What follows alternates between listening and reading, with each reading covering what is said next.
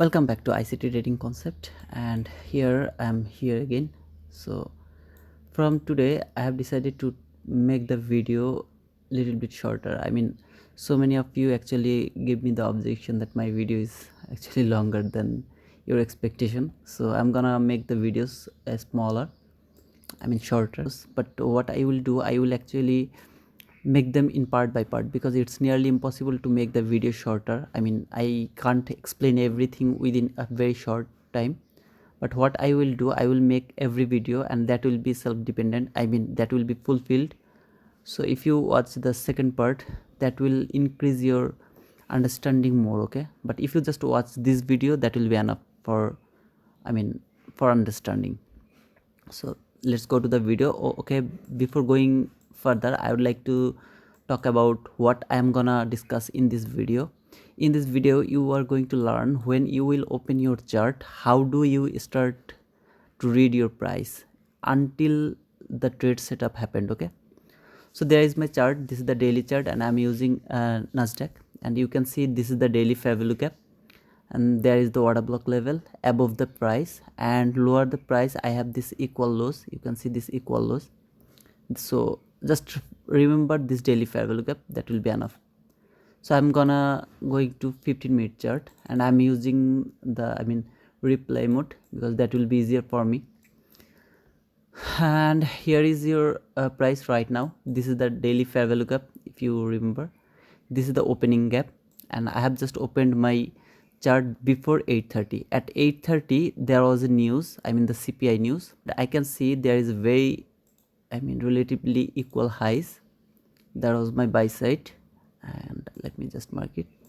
So that is my buy side actually, and I will see how the price work, and then I will show you when price will start to move, how you will start to read the price, how you will mark the level. Okay, so I'm just going to 1 minute chart, and here is 8:28. So I'll just go, and after 1 minute the CPI will release. Okay, so price actually went lower. When it started to go lower, I went to the 50-minute chart again, and I have started to look for the place where price can go and then return. Okay, so if you look over here, it has taken the sell side liquidity from here. This is my sell side liquidity taken. Now you are reading how to do this thing. Okay, so after taking the sell side liquidity, it has given me the very nice market structure shift. You can see it's very clear. You have to do this. What market has done before, you have to understand that. Okay, so it has given me the market structure shift. Where is the fair value gap? First fair value gap. Look at the leg. You will see this is your first fair value gap. So I will mark this fair value gap, and that will be my first fair value gap, and this is your second fair value gap. I told you, if you ever see 2 or 3 fair value gap, you will mark the first fair value gap as your breakaway gap, and you will expect that market will come to the the second fair value gap, then it will retrace. Okay, so I will mark this fair value gap as well. So this is the second fair value gap, and the rule is this is from 15-minute chart. Okay, you won't take your entry from the 15-minute chart. You will read the price from 15-minute chart, and you will take your entry to the 1-minute chart. You are just reading the price.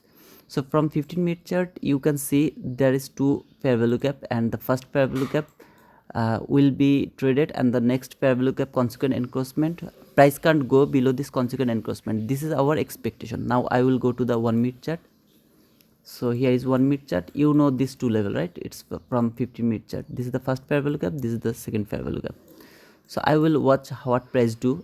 And one more thing, before 9:30 we won't take our entry. Okay, so let's go further, and price actually came to the first fair value gap, and it has started to going up. You can see the body is actually closing inside the first fair value gap. It is showing you that market would like to go higher.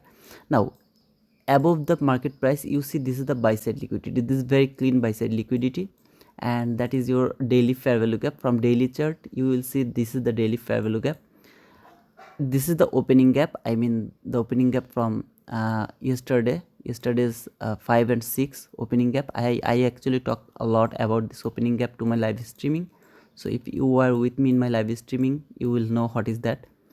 Now this two level is important for me. If price would like to go higher, it will go through this fair value gap, I mean the new day opening gap. If it would like to go lower, then I need some more information. When it will start to go lower, I will talk about that. But right now I'm expecting market will go higher and it will clean the buy side liquidity. Why? Because this is very clean buy side liquidity. Near here it doesn't have anything to do except clearing the buy side liquidity. So I'm just gonna make this little bit faster so that the videos can be the shorter. Okay, so I hope you will understand the theme. So when you will see price came to the first fair value gap and it started to go higher, you will first observe how it reacts from there. I will see that. So you can see price actually went to the lower level. It has just traded the lower part of the new day opening gap and started to break break lower. Okay, so I will see this 9. I will wait until 9:30. Okay, so it came back again to this fair value gap, the first fair value gap. Remember this, guys. So just before 9:30 I have got this run, this good run. I mean price just went higher, it failed to break this gap. Instead of that, it came lower again to the first fair value gap and gave me this market structure shift. You can see this is the market structure shift. Now this is the market structure shift. Now if price would like to go higher, it has to trade some kind of what can I say, the fair value gap. But if you see closely, there is no fair value gap. I mean there is a fair value gap though, but it is not clear for me. I need some kind of very clean fair value gap. Like here you see this is very clean, but this is not very clean. It's very hard to see the fair value gap. So this type of fair value gap I ignore. Instead of that, I have actually marked this breaker. So this is my breaker, low, high, lower low. The highest up close candle is my breaker. Now I will wait until 9:30 because before 9:30 I don't want to take any kind of trade. Okay, at 9:30, this is the 9:30 candle. Price actually came to the breaker. Now it went through the breaker, but the bodies are closing inside this breaker. Okay, if price can go over, it can go over this breaker, and if it can actually close above the breaker, I will take my entry when it will come back to the breaker again.